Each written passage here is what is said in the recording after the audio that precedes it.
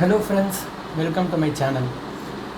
This video is part 3 of our discussion on customs law in India. The basics of customs act as well as the types of duties that are levied under customs law are already discussed in part 1 and part 2 of the video respectively. If you want to access those two videos, you can refer to the link that is flashing above. Okay, let us get into this video. In this video, I'm going to discuss on the valuation of goods that are imported or exported to or from India under customs law. With regard to valuation, we already understood under customs law, the transactions that would be covered are one is imports as well as exports with regard to goods. So even the valuation of goods also is provided separately with respect to import of goods as well as with respect to export of goods. With respect to import of goods, there is a separate rules issued under customs law in the year 2007, which is called as customs valuation in brackets determination of value of imported goods rules 2007.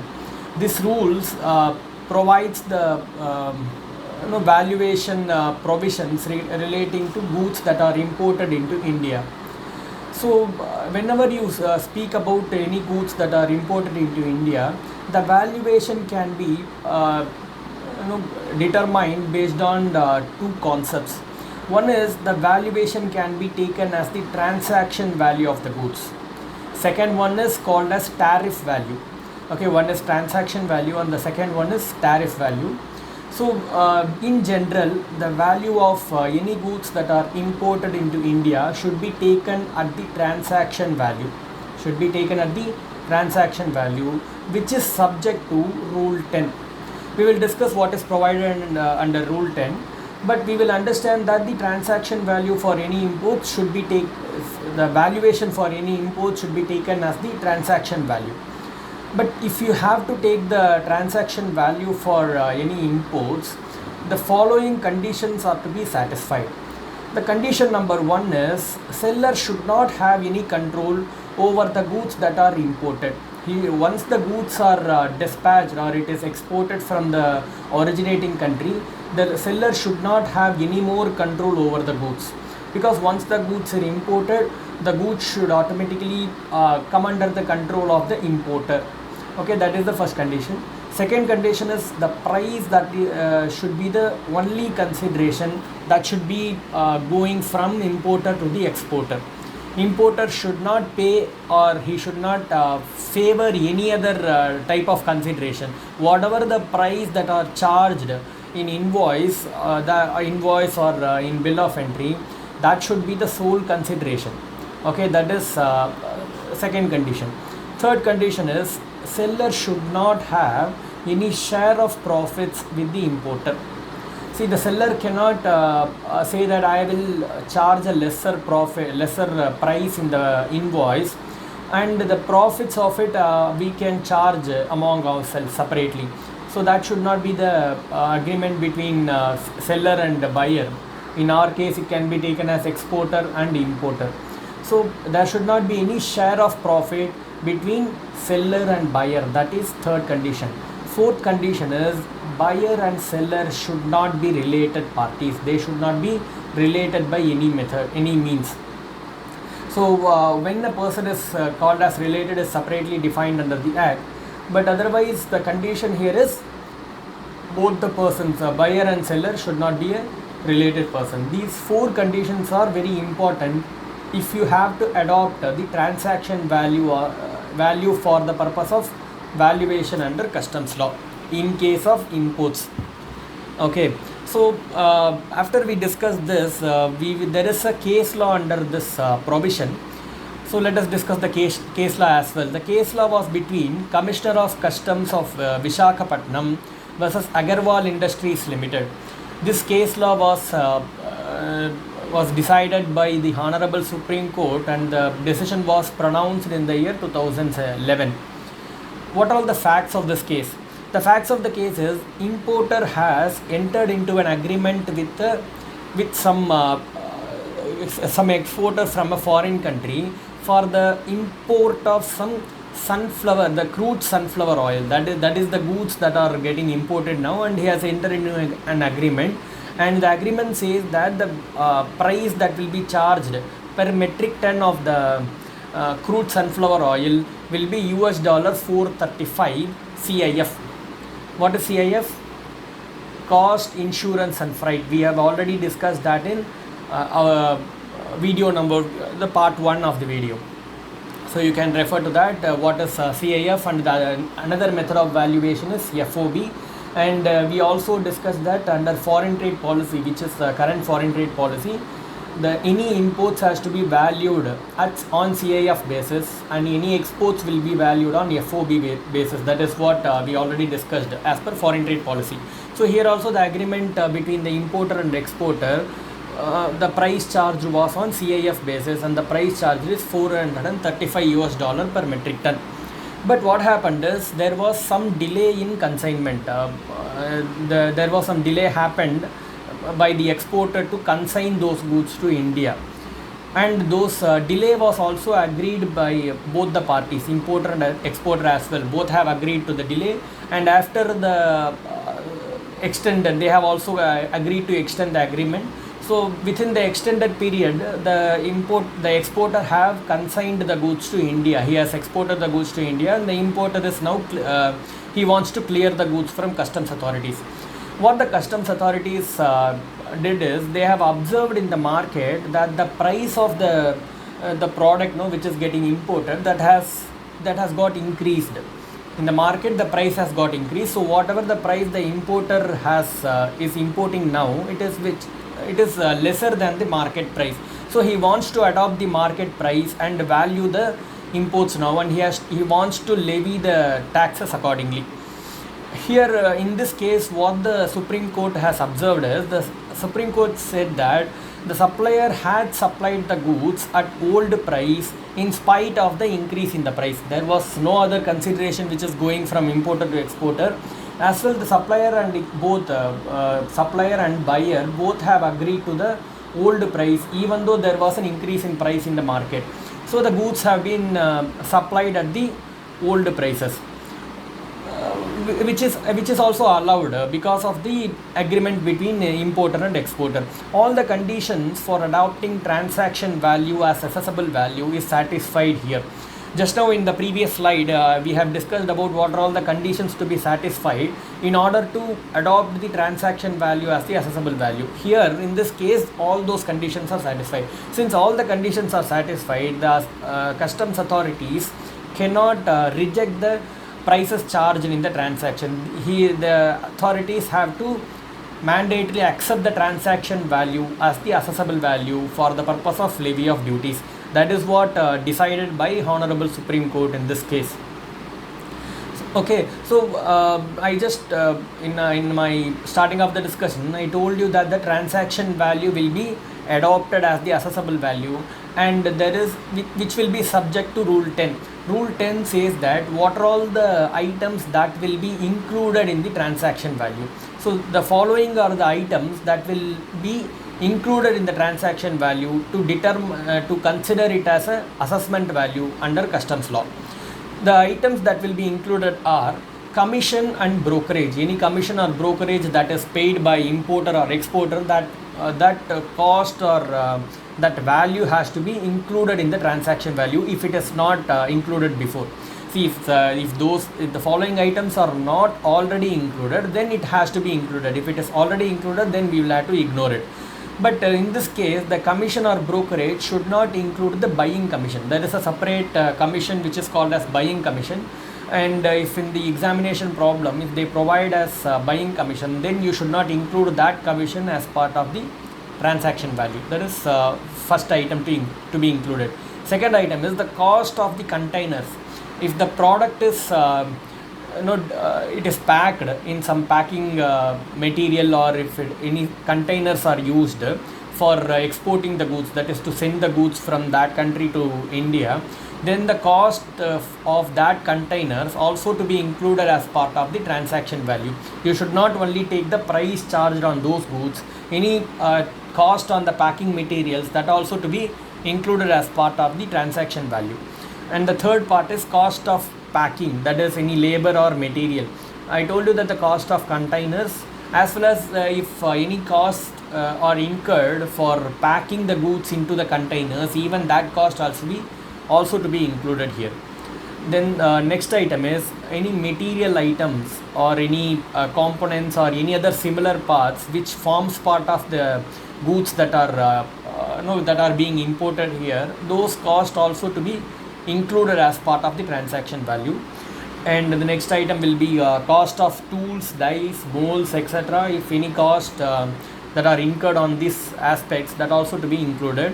Any materials that are consumed in production, any engineering cost, any development cost, any cost towards artwork, any cost towards designing work. See, whatever the cost we have just now discussed is, these costs could be already included in the transaction value. It is in general, in the regular business practice, all these costs would be automatically included by the seller if he is a prudent businessman. But otherwise, if these costs have not already been included, then because of this rule 10, these costs also to be included in the transaction value, to consider that transaction value as assessable value under customs law.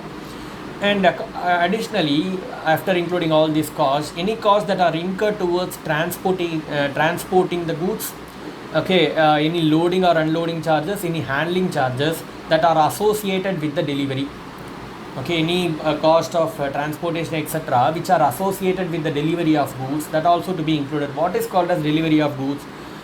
Delivery of goods is nothing but bringing the goods until the place of importation. Bringing the goods until the place of importation. We will understand what is place of importation in the next slide.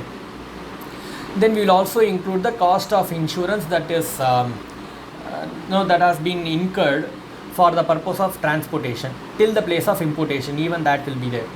So what could be the cost of insurance? One could be if the goods are imported through sea route, then automatically there will be an insurance called marine insurance. So there will be a premium will be charged on that. So marine insurance premium will be included here. If the goods are sent through air, then there will be a air carriage insurance. So whatever the mode the goods are imported, there will be a separate insurance for that, and any cost incurred towards obtaining the insurance, that cost also will be added to the transaction value.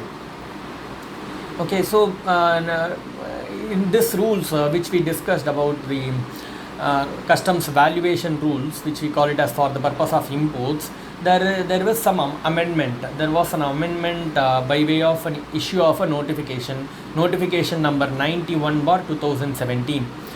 This notification was issued on 26th of September 2017. What does this notification say?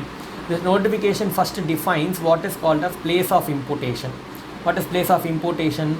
Any customs station where goods are brought and cleared for home consumption. I can tell you, give you some examples. We have some harbors or port in which customs station are situated, or where the customs authorities or CBIC has declared that port as the customs station. What are all that? In Tamil Nadu, I can tell you there is a harbor or a customs station situated at Tuticorin, Thuthukudi.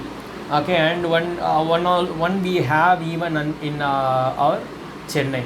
So these two are we have as a customs station in case of a sea route. But every airport as well in Tamil Nadu or in India, which almost has any international carrier, will have a customs station with that. And also the borders of India will have a customs station. So almost all these places, wherever there is a possible route to bring the goods into India, there will be a customs station. So that place is called as the place of importation, from where the goods will be cleared for home consumption. And it also says that valuation shall include, which is on imports, it should include A plus B below. A plus B will see what is A. A is nothing but the cost of transportation loading and unloading charges, that is called as A, and B is insurance cost.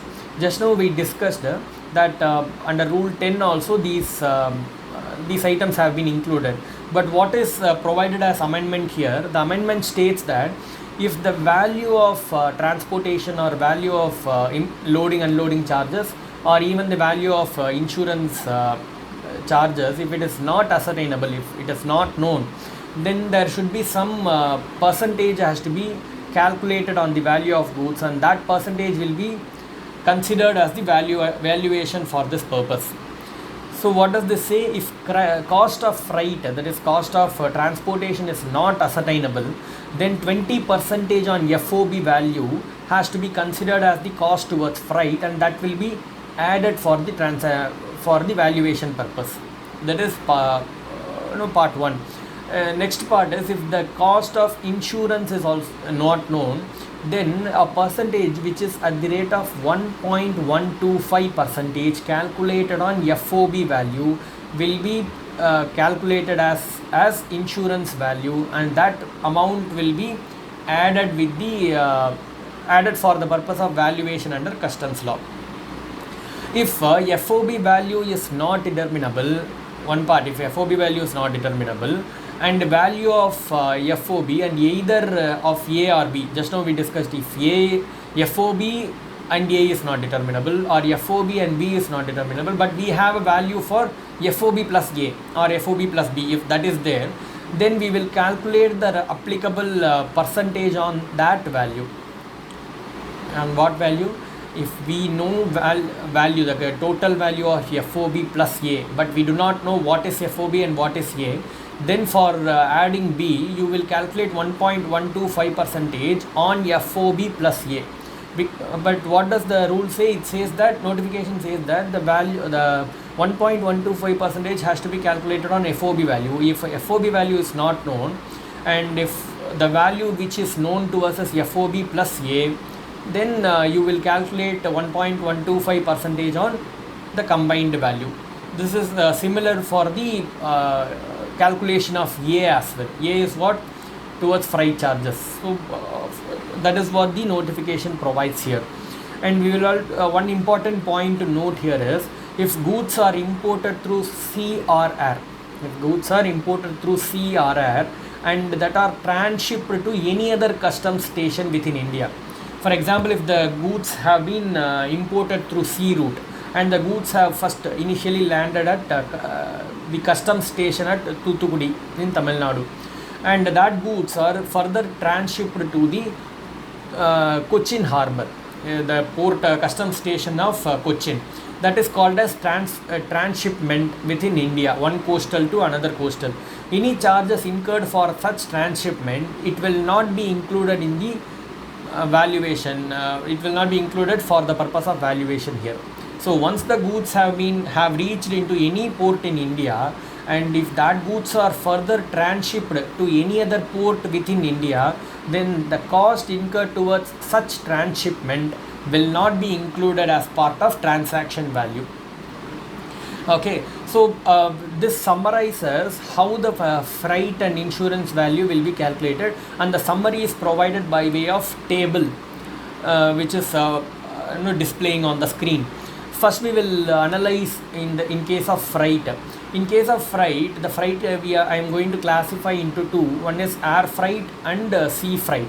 So the notification applies on air freight and sea freight. It does not apply on the cost of transportation if the goods are imported through land route. Okay, here the notification applies on air freight and sea freight. What does if it is the air freight, if the goods are imported through air, then if the air freight is given, if it is known, then whatever is the actual air freight or 20% on FOB value, whichever is less has to be considered here. Okay, here there are two amounts you will have to calculate. One is, if the actual air freight is known, then amount of actual freight which is in comparison with 20% on FOB value. If whichever amount is least, whichever amount is lesser, that will be considered as part of valuation here. If the air freight amount is not given, if it is not given, then we already know that if the amount is not known, then we will calculate 20% on the FOB value and we will add that amount. Okay, that is in case of air freight.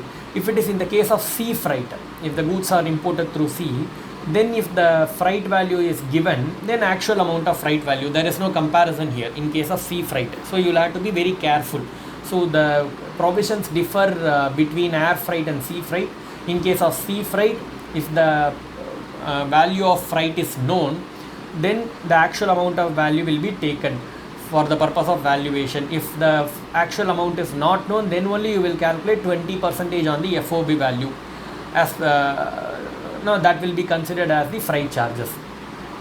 In case of insurance, if the value is, which is simple here, if the value of insurance premium or insurance is given here, then you will take the actual value. If it is not given, then you will calculate 1.125% on the FOB value. So this is very clear here. Then so try to understand this table so that it will not provide you with give you any confusion. Okay, so after we discuss this, let us quickly discuss on some one question or one example here in which we can able to understand the provisions we have discussed so far. The example here is XYZ Industries Limited has imported certain equipment from Japan. The goods are exported from Japan and it is imported into India. And the FOB value of goods is 200,000 yen, which is 2 lakh yen, Japanese yen. The other expenses incurred by XYZ Industries in this connection are as follows. The following expenses are incurred by XYZ Industries. The first expense is freight from Japan to India port is costing around 20,000 yen. Okay, that is first part. Second is insurance paid to insurer in India and the value is 10,000 yen. Designing charges paid to consultancy firm in Japan, the value is 30,000 yen. And XYZ Industries had expended 1 lakh yen in India for certain development activities with respect to the import equipment. And the next transaction is they had incurred some road transport costs from Mumbai port to their factory in Karnataka, which is 30,000 yen. The Central Board of Excise and Customs had notified for the purpose of this section 14 subsection 3, exchange rate of 1 yen is 0.3948. This is what the exchange rate notified by CBIC. So we already discussed that under section 14 subsection 3. Whatever the exchange rate that is notified by the CBIC authorities on the date, on what date? On the date of submission of bill of entry, on the date on when the bill of entry is submitted, and the exchange rate notified on that day, that will be considered for this exchange rate purpose. And XYZ Industries had effected payment to the bank based on exchange rate of so and so. Here this is for the payment purpose. And commission payable to the agent in India was 5% of FOB cost. That is the commission value of the equipment in Indian rupees. Arrive at the assessable value for the purpose of customs duty. Provide brief notes wherever required.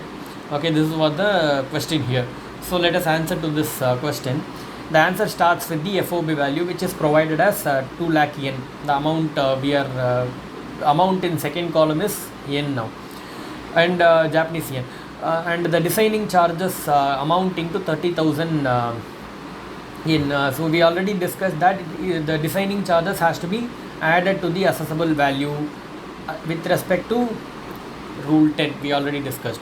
So the third part is development charges. Development charges will not be added to the assessable value because these are post shipment expenses. After the shipment has been done, then only these charges had been done. If these charges are incurred before the shipment, then these also will be added. Road transport charges not addable because these are all post shipment expenses. This road transport is after clearance by the customs authorities. It is from the customs port to their factory. So this charges will not be added here. And the commission will be added because it is incurred during the shipment itself. 5% of 2 lakh yen gives around 10,000 yen. And the total FOB value in yen is 2 lakh and 40,000. Okay, so next is FOB value, which now we are going to convert into Indian rupees with the exchange rate as 0.3948 per yen. The exchange INR value is 0.3948 and the INR value here is 94,752, and the insurance amount of 10,000 is added here, and the freight amount of 7,896, and that 7,896 is computed based on the exchange rate. So total CIF value of goods is 1,12,648. Okay, this is what the total value CIF value, because for the purpose of customs and in case of imports, the value has to be taken as the CIF value only based on the foreign trade policy, current foreign trade policy, that you should be having in mind. Okay, this is how the question is answered here. Let us proceed to next rule, rule number 3. In this rule we will ascertain the transaction value of imports based on the identical goods concept. So what is identical goods? Goods which are all in same respects with regard to all characteristics. So it should be identical. Identical means it should be the same. The goods which are getting imported and the goods which are subject to this comparison for value, both should be identical. So that is the requirement here. And the conditions to satisfy to apply this rule is comparison with other goods from same country. Okay, the goods which you are considering for comparison, valuation comparison, that goods also should be from the same country where these goods are originating from, and valuation at price that are produced by the same manufacturer. If the same manufacturer has the identical goods, he also produces some other goods which are identical to these goods, then that value can be taken. And if the price is not available, if the price with respect to above is not available, then price of any other manufacturer can be considered. Any other manufacturer, but from the same originating country. So the price which is charged by that manufacturer can be considered here. And if more than one value is available, when you are going for the price from another manufacturer, and if you come up with more than one price available, then least of the prices among your list, whatever is the least, that can be taken here for this valuation purpose. And there is one adjustment required here, one which is based on demonstrated evidence clearly establishing the reasonableness and accuracy of the adjustment. What does this say? The valuation can be ascertained based on this rule only with the demonstrated evidence. There should be a clear evidence for this comparison, and also the reasonableness and accuracy has to be established here. The authorities who are considering the valuation under this rule, they will have to clearly establish a reason for the valuation, and also it should be accurate. The adjustment should be accurate. They cannot take some random prices. Example here is valid price list which are officially published in the originating country, referring to the levels and quantities. For example, if there is any price list which is notified or which is published officially in the originating country with respect to the same price and quantities and same levels of these goods, then that can be taken for the purpose of valuation under this rule. Okay, this is all about rule number 4. Okay, under rule 4, let us discuss a case law. This case law is between Gira Enterprises versus Commissioner of Customs. Okay, and the case law was pronounced by Honorable Supreme Court in the year 2014. The facts of the case is, the importer here has imported goods from China, and based on some computer printouts which are obtained from the Customs Department, which is obtained from the Customs House, the department has alleged, they have contended the valuation adopted by the importer for the purpose of levy of duty. Okay, for this purpose they said that the customs authorities have observed from the printout that there are some other imports have been happened with the same type of goods, which can be called as identical goods, and the prices that are charged under that imports it is being compared with the price charged by this importer, and in comparison to that there was a adjustment required, and based on that the customs authorities have proposed an adjustment and levied the additional taxes accordingly. In this case, the Supreme Court has clearly said that just mere existence of a computer printout does not tend to a valid evidence for applying this Rule 4. We said that the adjustment can be made only on a valid evidence which is clearly establishing the reasonableness, and the prices has to be calculated accurately. So here the mere existence of a printout does not amount to a valid evidence. Also, even if it is considered that the printout is true, it cannot be, it has to be definitely supplied to the importer. The customs authorities have to provide a copy to the importer, and there should be a reasonable opportunity should be provided to the importer. Since this evidence is not as proper, which is provided under Rule number 4, and because of that, Rule number 4 cannot be invoked for the purpose of valuation. So whatever the value adopted by the importer has to be considered by the customs law. Okay. Next is we will understand about the next rule. Next rule is this rule, rule number 6. It says that if the value cannot be determined under rule number 3 or rule number 4 or rule number 5, which we have discussed before, then the valuation has to be determined based on rule number 7 and rule number 8. Rule number 7 and rule number 8 has to be applied in that sequence.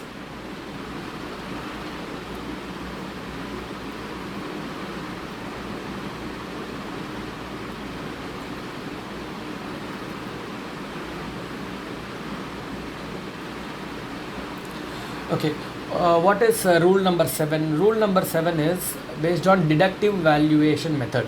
The value can be determined based on deductive value method. Deductive value method is value will be arrived by deducting post importation costs and expenses from the selling price.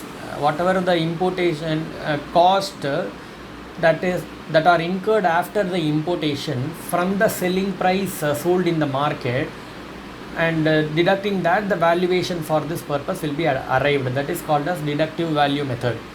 The condition is it is to be requested by the importer. The importer has to separately request the authorities to adopt this valuation based on deductive value method.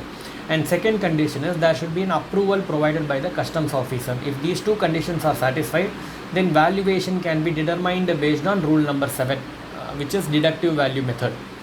Next is rule number 8. Rule number 8 speaks about computed value method. Okay, what is computed value method? The following items has to be added, or it has to be included for the purpose of valuation to determine the value under this rule, rule 8, which is computed value method. What are all the items to be included? Item number 1 is value of materials and fabrication plus other processing costs.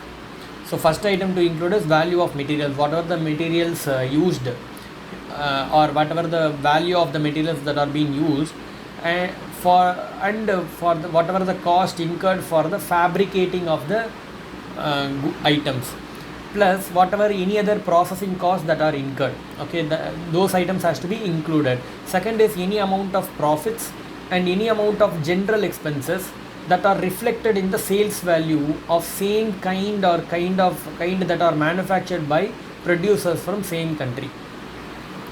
How to understand this?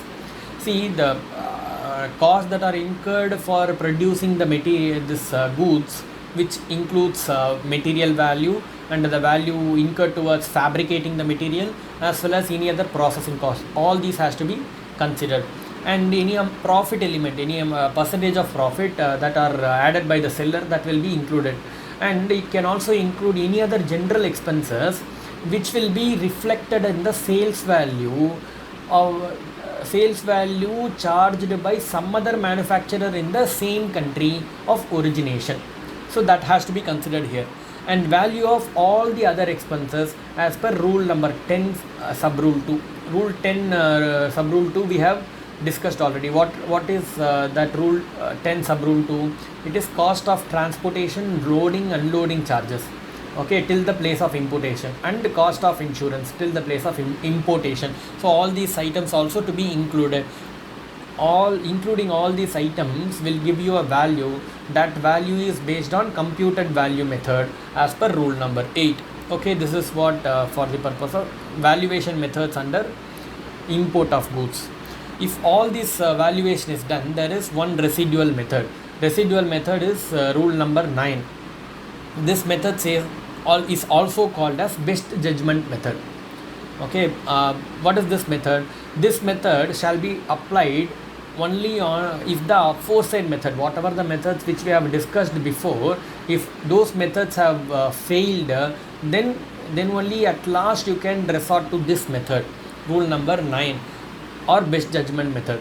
And valuation under this method should be less than or equal to, it cannot exceed normal price if it is sold at the time and place of importation under international trade.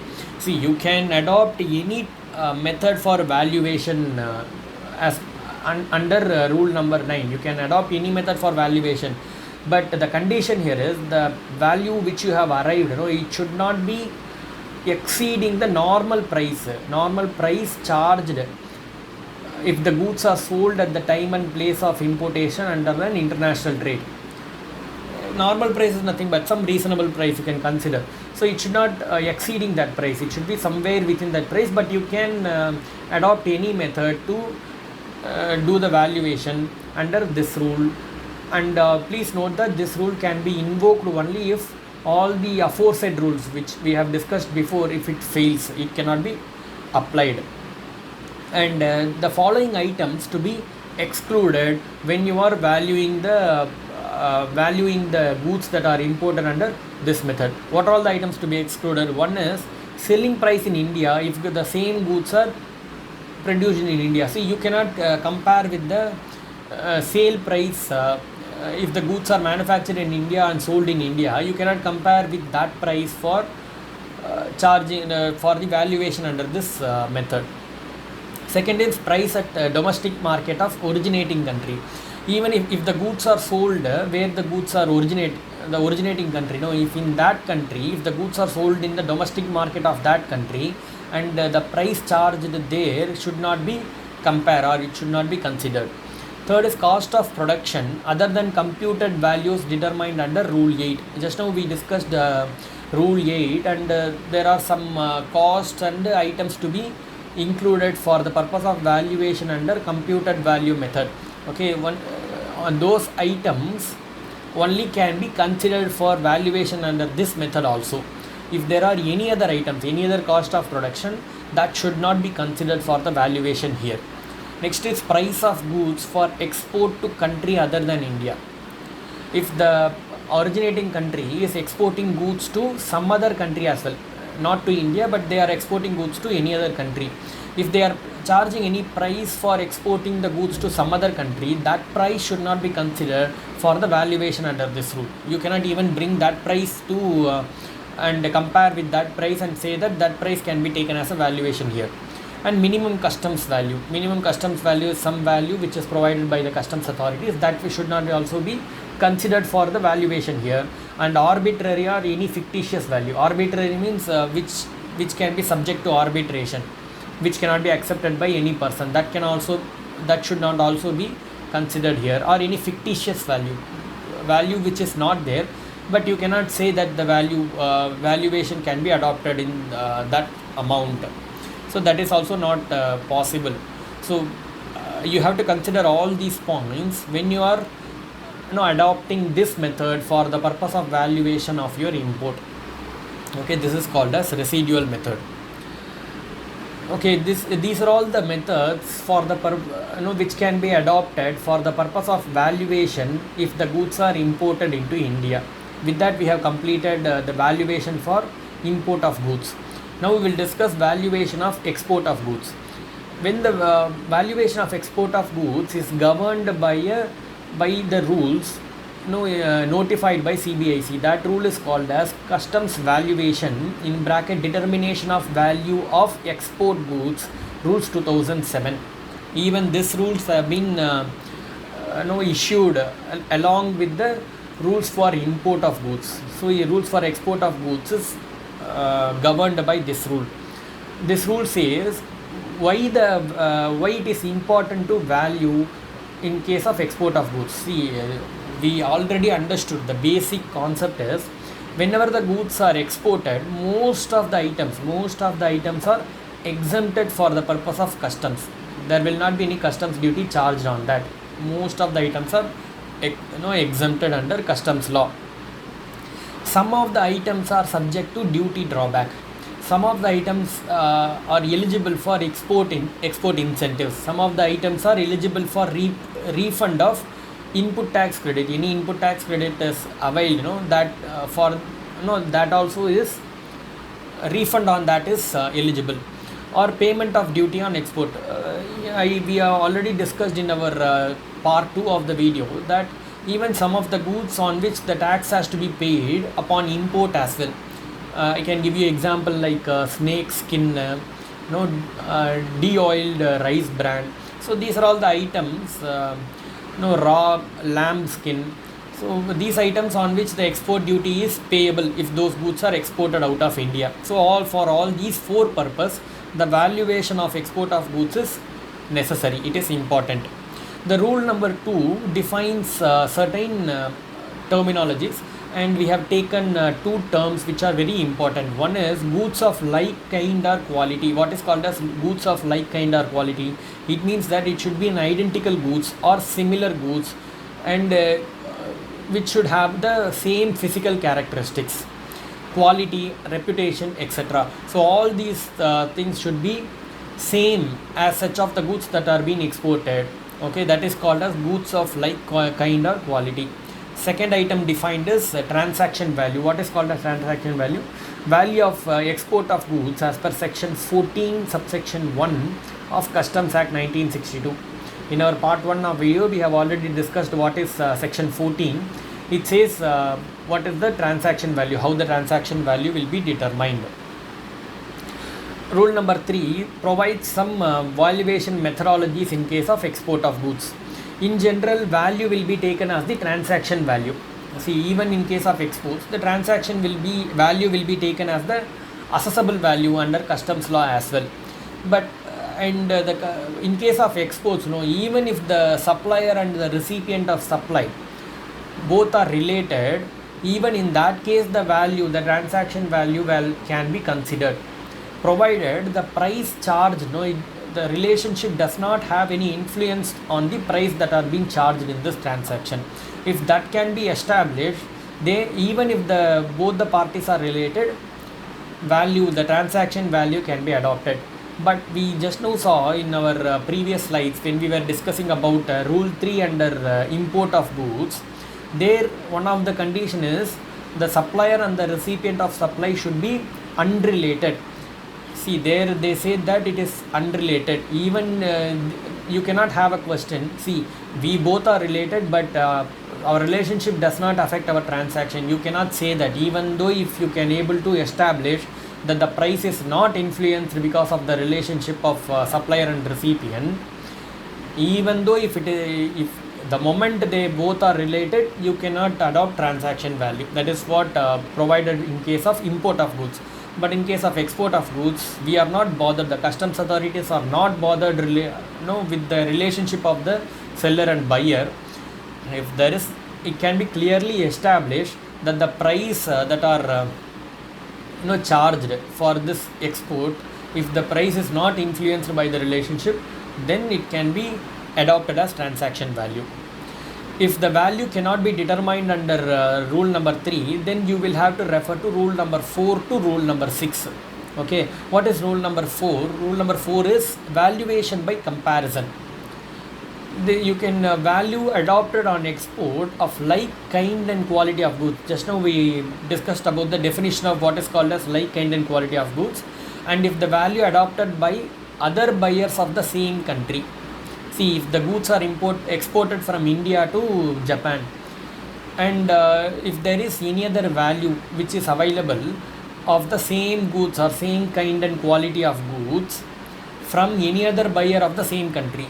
Okay, if any other exporter is exporting goods from India to Japan to some other buyer in Japan, and that value can be adopted or it can be compared for the purpose of valuation in case of export of goods. If not, any other destination country, you will have to check with the same country where the goods where these goods are getting exported.